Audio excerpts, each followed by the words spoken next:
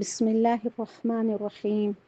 إن الحمد لله نحمده ونستعينه ونستغفره ونعوذ بالله من شرور أنفسنا ومن سيئات أعمالنا.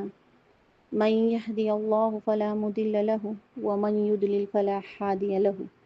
وأشهد أن لا إله إلا الله وحده لا شريك له وأشهد أن محمدا عبده ورسوله.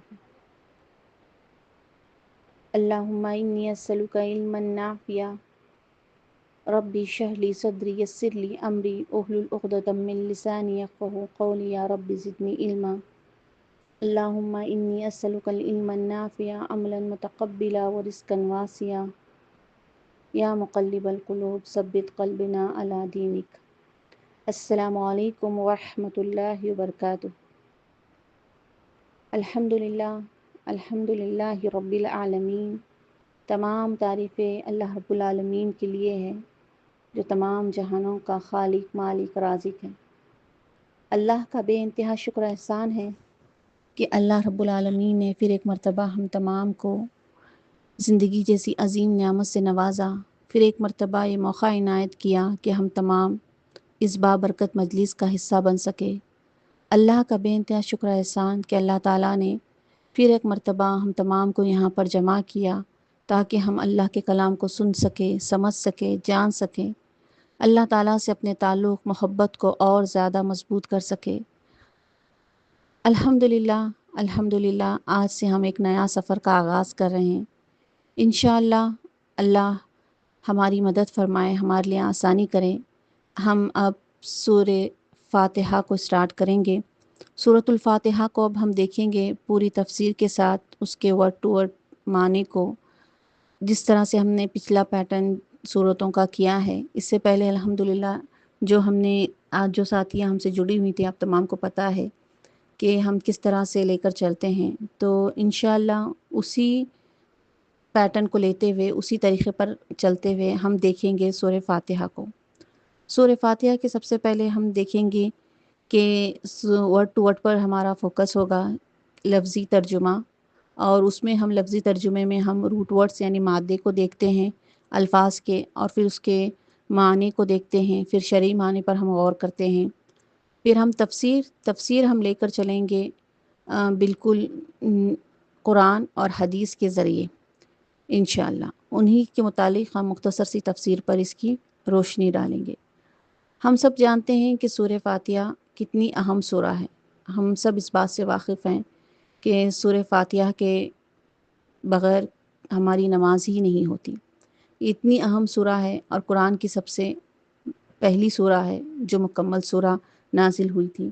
تو تھوڑا سا ہم اب سورہ فاتحہ کے پس منظر پر، یعنی کس بات کا اس میں ذکر ہے، کیوں یہ سورہ اتنی اہم ہے، اور کیا کیا اس میں کن چیزوں کا ذکر ہے، کیا سورہ فاتحہ کو اور کتنے نام دیے گئے ہیں، کیوں ان ناموں سے اس کو مخاطب کیا گیا ہے.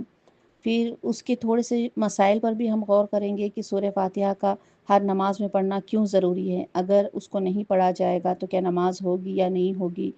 پھر سورہ فاتحہ میں ایک مسئلہ یہ بسم اللہ الرحمن الرحیم جو ہے سورہ فاتحہ کی آیت ہے یا الگ ہے. یعنی اس طرح سے ہم ساری تفسیر کو مکمل غور کرتے ہوئے لے کر چلیں گے انشاءاللہ. اب ہم دیکھتے ہیں سب سے پہلے سورہ فاتحہ جو ہے مکی سورہ ہے. یہ سورہ مکی ہے، 7 آیات پر مشتمل ہے. مفسرین نے اس کو سورہ فاتحہ کو 4 پارٹ میں ڈیوائیڈ کیا ہے، اور اس کا مرکزی مضمون جو بتایا ہے، جو مین ٹاپک اس کا جو ہوگا وہ ہے کہ سیدھے راستے کی طرف رہنمائی کی درخواست کرنا، سیدھے راستے کی طرف انسان دعا کرنا، طلب کرنا سیدھے راستے کے لیے. پہلی مفسرین نے پہلی آیت 1 سے 4 پہلا پیراگراف جس میں بتایا ہے آداب دعا، کہ ایک دعا کو شروع کرنے کے کیا آداب ہونے چاہیے، کس طرح سے جب ہم اللہ کے سامنے حاضر ہوں دعا مانگے تو کس طرح سے شروع کریں. پھر دوسرا ہم دیکھیں گے آیت نمبر 5 جس میں اصل دعا کا مقصد کیا ہے، یعنی انسان کس طرح سے اس بات کو ظاہر کرتا ہے کہ صرف عبادت کے لائق اور مدد مانگنے کے لائق اللہ کی ہی ذات ہے. تیسرے پیراگراف میں ہم دیکھیں گے کہ اصل جو دعا انسان مانگ رہا ہے، یعنی آیت نمبر 6 میں کس چیز کی دعا مانگ رہا ہے؟ الصراط المستقیم، سیدھے راستے کی، سیدھے راستے کی ہدایت، سیدھے راستے کی رہنمائی کے لیے اصل دعا ہے. جب کیونکہ انسان چلے گا سیدھے راستے پر تبھی وہ دنیا اور آخرت دونوں جگہ پر اپنی کامیابی کو حاصل کر سکے گا. اور آخری آیت ہم آیت نمبر 7 میں دیکھتے ہیں کہ دعا کی وضاحت، یعنی ایسا راستہ نہ دکھا یا رب جو کہ بھٹکے ہوئے لوگ ہیں، یا ایسی قوموں کا راستہ نہ دکھا جن پر تیرا عذاب نازل ہوا ہو، بلکہ ایسا راستہ دکھا. دعا کا اصل نچوڑ مطلب اس میں ہم مانگ رہے ہیں جن پر تیرا انعام کیا گیا ہے. تو 4 پارٹ میں ہم نے سورہ فاتحہ کو ڈیوائیڈ کیا ہے. ہم نے دیکھا کہ کس طرح سے اس میں اللہ تعالیٰ نے ہمیں دعا کے آداب بتائے، پھر کس طرح سے دعا کا مقصد، یعنی دعا مانگنے کے لائق کون سی ذات ہے جس کی ہم عبادت کرتے ہیں، جو ہماری دعاؤں کو قبول کرتا ہے، یعنی اللہ وحدہ لا شریک. اور پھر اس کے بعد ہم نے تیسری چیز دیکھی کہ یہ جو ہے اصل ہمارا دعا مانگنے کا مقصد کیا ہے؟ سیدھے راستے کی طرف رہنمائی. اور چوتھی چیز کہ کن لوگوں کا راستہ؟ جن پر انعام ہے، اور ایسے لوگوں کا راستہ نہیں جن پر انعام نہ کیا گیا ہو، جن پر غضب ہوا نازل ہوا ہو اللہ کا، جن پر عذاب نازل ہوا ہو، جو راستے سے بھٹکے ہوئے ہیں. اگر ہم دیکھیں سورہ فاتحہ، اس کا زمانۂ نزول اگر ہم دیکھیں تو یہ پہلی مکمل صورت ہے جو رسول اللہ صلی اللہ علیہ وسلم پر مکۃ المکرمہ میں ابتدائی جب خفیہ دعوت دی جا رہی تھی اس دور میں جو ہے نازل ہوئی، کیونکہ یہ مکمل صورت پہلی ہے صورت کے اعتبار سے. اس سے پہلے کہ ہم دیکھیں دعوت جب نبوت کا دور شروع ہوا، وحی کا دور شروع ہوا، تو اس سے پہلے سورہ علق، سورہ مدثر، سورہ مزمل، ایسی صورتوں کی چند آیتیں نازل ہو رہی تھیں. جیسے سب سے پہلے ہم تمام کو پتہ ہے کہ وحی کی ابتدا ہوئی تو سورۃ العلق کی ابتدائی 5 آیتیں نازل ہوئی، تو ہمیں اس بات کا اندازہ ہے. تو یہی مرحلہ چل رہا تھا، مطلب مختصر آیتیں نازل ہو رہی تھی، لیکن ایک ساتھ جو مکمل طور پر جو صورت نازل ہوئی وہ تھی سورہ فاتحہ. تو یہ سورہ مکی دور میں ہے. اس صورت کے بارے میں ہم جانتے ہیں کہ مختلف علماء کہتے ہیں کہ نہیں، کچھ مکی اور کچھ مدینہ، لیکن زیادہ تر راجے اسی چیز پر ہے کہ یہ صورت جو ہے مکے میں ہی نازل ہوئی ہے. اب اگر ہم اس سورہ فاتحہ کی اگر ہم فضیلت کو دیکھیں تو اس کے متعلق ہمیں حدیث میں ملتا ہے کہ آپ صلی اللہ علیہ وسلم نے فرمایا کہ اس ذات کی قسم جس کے قبضے قدرت میں میری جان ہے، اس جیسی کوئی صورت نہ تورات میں نازل کی گئی، نہ انجیل میں، اور نہ ہی زبور اور فرقان میں. یہ بار بار دہرائی جانے والی 7 آیت پر مشتمل ہے جو آپ صلی اللہ علیہ وسلم کو دیا گیا ہے. پھر اور ایک حدیث اس کی بارے میں ہمیں ملتی ہے صحیح بخاری میں کہ آپ صلی اللہ علیہ وسلم نے فرمایا یہ ام القرآن ہے، یعنی قرآن کا اساس. بار بار دہرائی جانے والی 7 آیات یعنی 7 مثانی اور قرآن عظیم ہے. تو سورہ فاتحہ ہم نے دیکھا کہ اس کی بارے میں جو بتایا گیا ہے کہ آپ اس سے پہلے یعنی کوئی صورت ایسی نہیں ملتی کہ جو تورات اور زبور اور انجیل میں. حدیث کے مفہوم سے ہم اس بات کا پتہ چلتا ہے. پھر سورہ فاتحہ کے بارے میں آتا ہے کہ سورہ فاتحہ جو ہے ایک مشتمل دعا ہے، جو آدمی مانگتا ہے اس میں وہ اسے مل جاتا ہے. یہ حدیث کا ایک ٹکڑا ہے، یعنی اس میں کہا گیا ہے کہ ھذا لعبدی ولعبدی ما سال، یعنی سورہ فاتحہ میں دعا کا یہ حصہ ہے کہ میرے بندے کے لیے ہے اور میرے بندے کے لیے وہ سب کچھ ملے گا جو اس نے مانگا. سبحان اللہ. یعنی ایک دعا ہے، جو بندہ اس میں مانگے گا وہ اسے سب کچھ ملے گا. پھر حدیث میں آتا ہے کہ آپ صلی اللہ علیہ وسلم نے فرمایا کہ آپ صلی اللہ علیہ وسلم کو 2 نورین دیے گئے، 2 نور جو اس سے پہلے کسی نبی کو نہیں دیے گئے. ایک ہے فاتح الکتاب یعنی یہ سورہ فاتحہ، اور دوسرا ہے سورۃ البقرہ کی آخری آیت. اور آپ اس میں سے حدیث کے مفہوم میں آتا ہے کہ آپ اس میں سے جس حروف کی بھی تلاوت کریں گے وہ آپ کو دیا جائے گا. سبحان اللہ. پھر اس صورت کی اہمیت کا ہمیں اندازہ ہوتا ہے کہ سورۃ الفاتحہ ہر نماز کے لیے ضروری ہے، کیونکہ آپ صلی اللہ علیہ وسلم نے کیا فرمایا؟ لا صلاۃ لمن لم یقرأ بفاتح الکتاب. کوئی نماز نہیں جس میں سورہ فاتحہ نہ پڑھی گئی ہو، یعنی جس نے سورہ فاتحہ نہیں پڑھی اس کی نماز نہیں ہوگی. اگر اب ہم دیکھیں سورہ فاتحہ کا کیا کتابی ربط ہے پچھلی صورتوں سے یا کس طرح سے آگے کی یا لاسٹ صورتوں سے، تو ہم دیکھتے ہیں کہ قرآن کی جو آخری 2 صورتیں ہیں ان کا اختتام ہم کس چیز پر دیکھتے ہیں؟ رب الفلق اور رب الناس، یعنی جس میں ایسے الفاظ پر اس کا اختتام قرآن کا آخری آیات جو آخری صورتوں کا ہو رہا ہے وہ توحید ربوبیت پر ہے، اللہ کے رب ہونے پر۔ لیکن ہم پہلی صورت میں دیکھتے ہیں کہ الفاتحہ کا آغاز الحمدللہ رب العالمین کے الفاظ کے ذریعے سے یعنی ربوت سے ہوا ہے۔ یعنی احساس ربوت کے نتیجہ جب ہمارے اندر یہ احساس پیدا ہوتا ہے کہ ہمارا خالق رازق رب پالنے والا سب کچھ اللہ ہے، تو اس کا رزلٹ کیا آتا ہے کہ ہم ہمیشہ حمد و شکر کرتے ہیں، اس کا احسان بجا لاتے ہیں۔ تو مفسرین یہی کہتے ہیں کہ آخری صورتوں سے اس طرح سے اس کا ربط ہے۔ اگر ہم اس میں دیکھیں مضامین ہم نے دیکھا تھا یہی ہے کہ رحمان اللہ سبحانہ و تعالیٰ کے کچھ اس میں جو ہے صفاتی نام کا ذکر کیا گیا ہے، اللہ کے صفات کا بیان کیا گیا ہے، اور بتایا گیا ہے کہ کس طرح سے عبادت، کس طرح سے دعا مانگنی ہے، کس طرح سے کرنا ہے، انسان اپنے آپ کو کس کی عبادت بجا لانی ہے، کس کو عبادت کے لائق سمجھنا ہے، مدد کے لائق، یہ ساری چیزوں کا اس میں ذکر کیا گیا ہے۔ مرکزی مضمون ہم نے پہلے ہی دیکھا کہ اصل دعا ہی اس صورت کا مضمون ہے۔ یہ پوری ایک دعائی ہے جو انسان کرتا ہے کہ مرتے دم تک اللہ تعالیٰ ایک درخواست کرتا ہے انسان کہ سیدھے راستے پر ہمیں چلا اللہ، ایسا راستہ جو جنت کا مستحق ہے۔ اور ہم اس سورہ کے بعد دیکھیے آمین کہتے ہیں، اور آمین کا مطلب ہوتا ہے کہ قبول کر، تو اس سورت کو پڑھنے اور سننے کے بعد آمین کہنا چاہیے۔